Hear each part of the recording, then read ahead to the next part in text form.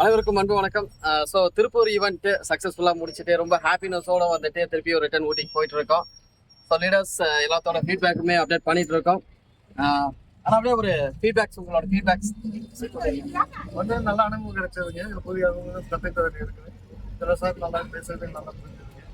இதுவே வாழ்க்கை சிரிக்கணும். அண்ணா சிவானா ஒரு ஆழ்ந்த பஸ் சொல்லுங்களா பாஸ் தம்பி அச்சின் தம்பி பாஸ் எல்லாரும் என்ஜாய் பண்ணீங்களா? சூப்பர். திருப்பூர் மீட்டிங் ரொம்ப கத்துக்கிட்டீங்களா? என்ன எப்படி இருந்துச்சு எல்லாருக்கும்?